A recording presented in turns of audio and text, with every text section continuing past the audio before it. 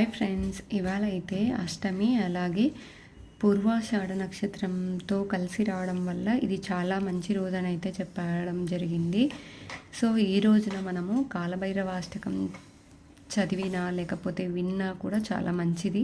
ఇక్కడ నేను వీడియోలో పక్క పేజ్లో పెడుతున్నాను, చూస్తూ కూడా చదవండి, ఓకేనా. అథ కాలభైరవాష్టకం కరిష్యే देवराजसेव्यमानपावनाङ्घ्रिपङ्कजं व्यालयज्ञसूत्रमिन्दुशेखरं कृपाकरं नारदादियोगिवृन्दवन्दितं दिगम्बरं काशिकापुरादिनाथकालभैरवं भजे भानुकोटिभास्वरं भवाब्धितारकं परं नीलकण्ठमीप्सितार्धदायकं त्रिलोचनं कालकालमम्बुजाक्षमक्षशूलमक्षरं काशिकापुरादिनाथकालभैरवं भजे शूलटङ्कपाशदण्डपाणिमादिकारणं श्यामकायमादिदेवमक्षरं निरामयं भीमविक्रमं प्रभुं विचित्रताण्डवप्रियं काशिकापुरादिनाथकालभैरवं भजे भुक्तिमुक्तिदायकं प्रशस्तचारुविग्रहं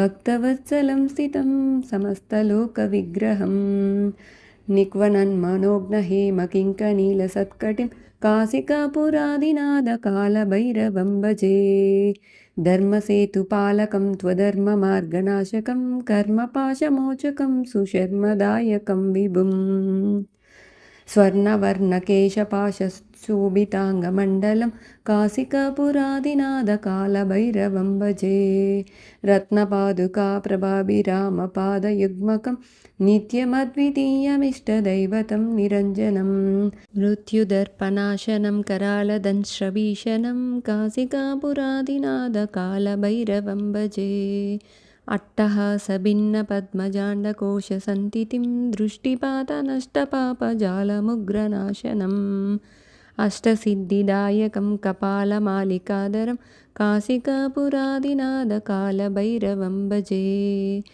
भूतसङ्गनायकं विशालकीर्तिदायकं काशीवासिलोकपुण्यपापशोधकं विभुं नीतिमार्गकोविदं पुरातनं जगत्प्रभुं काशिकापुरादिनाथकालभैरवं भजे कालभैरवाष्टकं पठन्ति ये मनोहरं ज्ञानमुक्तिसाधनं विचित्रपुण्यवर्धनं शोकमोहदैन्यलोभकोपतापनाशनं ते प्रयान्ति कालभैरवाङ्घ्रिसन्निधिं ध्रुवम्